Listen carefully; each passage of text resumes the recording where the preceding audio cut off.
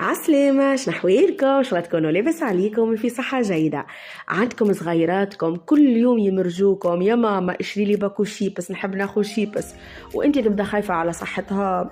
انا جبت لكم الحل للدار باش نحضروا مع بعضنا شيبس يكون ما في الدار بدون اي اضافات، اموره واضحة، والبنة ابد من اللي تشريه من برا 1000 مرة. ما عليك كانت تتبعني وتعرف التفاصيل الكل. اما قبل هذيك خليني نخليكم مع هكا صوت القرمشة متاع الشيبس متاعنا ومن بعد نبداو الوصفة.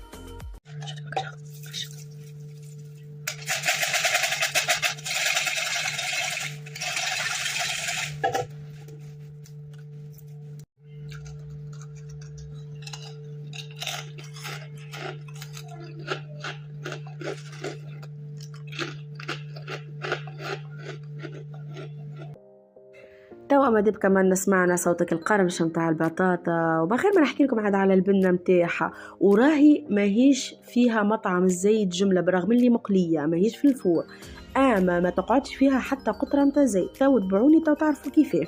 باش ناخذوا كعبه البطاطا نتاعنا، الكميه تاخذ قد اللي تحبوا، نصيحه مني ليه خذ بزايد على خاطر باش ياكلوها لك الكل. ونقشروها ونمشيو نغسلوها ننظفوها بكدا، نغسلوها مرتين ثلاثه نحيو لها النشا اللي فيها. ومن بعد كاش ناخذوا لاباري هذيا، كان عندكم هذه والا اي واحده اخرى تشبه لها، ونبداو نحطوا شقاله كبيره ونبداو نعملوا في البطاطا متاعنا فيها. هذيك اللي باش تجيب لنا كعبه البطاطا متاعنا كل قشره وحدها، وكل قشره تبدا جويده وترانسبارون. ما عندكش الباري هذيا اللي ربيو بيها، يعني عادي على الاخر تنجم تعمل بالسكينه، راهو تقصها بالسكينه وتحاول تجود على الاخر. جربتها راهو قبل انا زاده بالسكينه وتقصت لي وجتني جويده وترانسبارون وباهيه. وبعد ما كملنا قصيناهم باش تلقانا محضرين يا اما قوالب متاع ثلج هكايا، والا محضرين دبوسه ما تكون بارده من قبل في الكونجيلاتور. هذيك نغسلوا بيها البطاطا متاعنا، ما نغسلوش من الماء السباله. هي العمده باش تجيك مقرمشه زاده من الحاجات انه انت تكون غسلتها بالماء بارد. والمرحله اللي بعدها ناخذوا اي نوع من البابي نتاع الكوجينه، والا عندك منديله هكيه تكون نظيفه. وشنو باش نعملوا هذه شويه المرحله هكيه باش تشد لك شويه وقت هكيه شويه هكا تنجم فيسا تعملها. نبداو ناخذوا كعبات البطاطا متاعنا، قشرات البطاطا، ونبداو نحطوا فيهم فوق البابي والا فوق المنديله تكون نظيفه بالكعبه.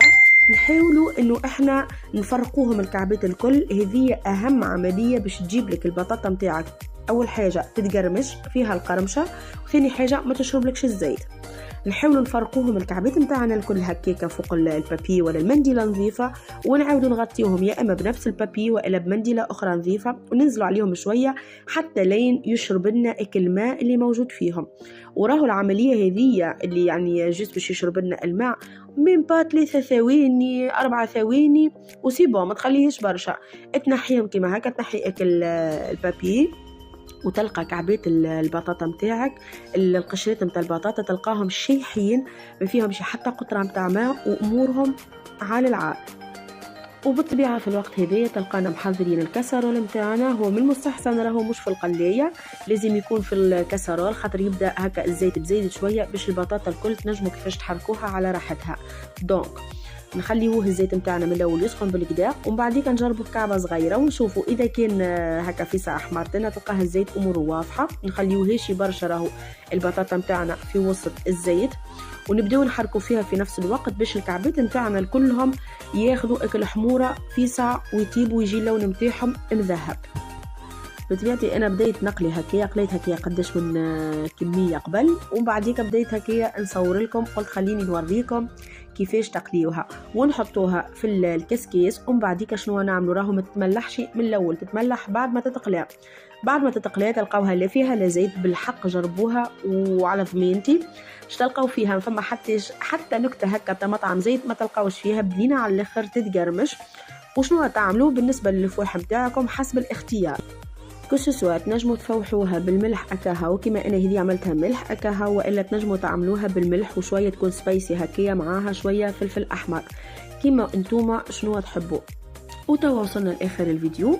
انا ما بقى لي كان نقول لكم لي انا نحبكم برشا برشا. ان شاء الله نتلاقاو في فيديو جديد ورسالة جديده. عندي في القناه على اليوتيوب برشا وصفات يوميه تونسيه دلندا. تابعوني على الانستغرام زيدا ويلي دلندا، الفيسبوك ويلي دلندا. ما بقى لي كان نقول لكم نحبكم. تشاو تشاو باي باي.